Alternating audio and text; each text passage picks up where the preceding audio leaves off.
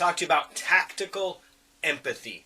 And this sounds like much harsher than it actually is. So when we say tactical empathy, I'm not saying we should harness people's emotions to use against them because it's combat and it's war. I'm saying we should use conversational methods that encourage people to speak up when it's going to be about their goals. So we have a tendency as human beings to try and connect to each other. We want to learn more about each other. Very often you'll get on a phone and you'll be like, wow, this person is interesting. Let me have a conversation. But then you realize like, oh, Sundance said these conversations should be like 30 minutes average, and I'm not sure where this one's going. I need to get to the point a little faster.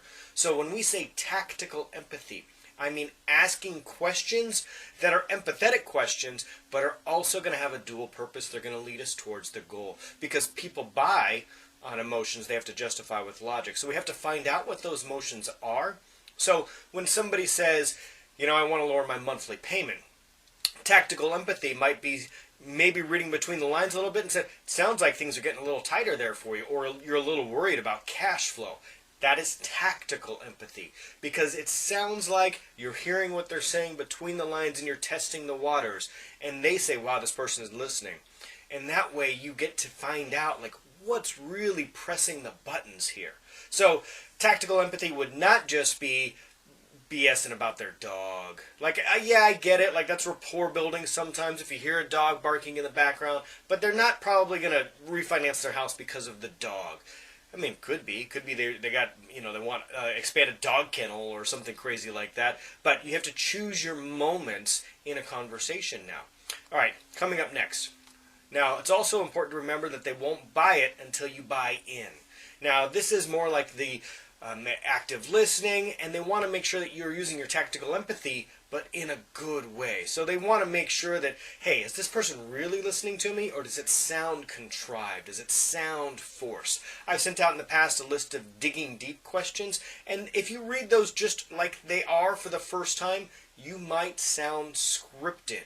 We don't want to sound scripted. We want to sound like we're just person to person. So practice some of these questions. Put them into your own words. Digging deep questions could be things like, so what does saving $100 a month do for you and your family?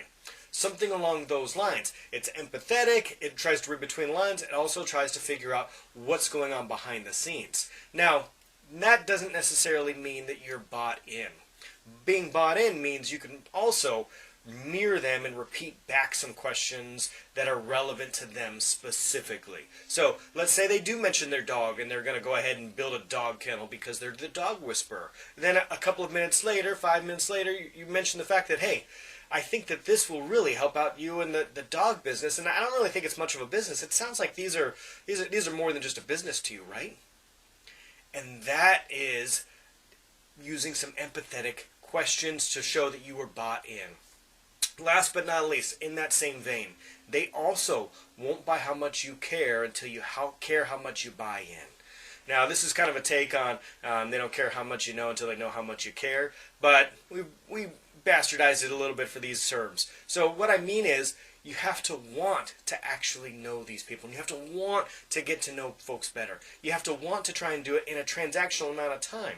We sell a rapport-driven sales process in a transactional amount of time, which means we have to be careful with our words, we have to ask questions intelligently, and we have to care what the answers are to those questions. So it's not just about going through the motions. That's important. Like, we have to practice the steps, but at the end of the day, we write loans for people, and we are more than just headset jockeys. If you ask me what the difference is between us and a Quicken Loans and a Loan Depot and a Bank of America and all the other competitors that are out there, right? A Nation Star, a Amerisave, Federal Savings Bank, all these other competitors that are out there. It's not that our money is better, right? We try and be competitive, but you know we're not the cheapest lender in America right now. The difference is you. The difference is how much you care about every single transaction. The difference is how well do you ask questions? How well do you tailor this program for our particular clients? The difference is how much you're bought into them, how much you're bought into our model, how much you're bought into your own career, how much you're bought into helping people.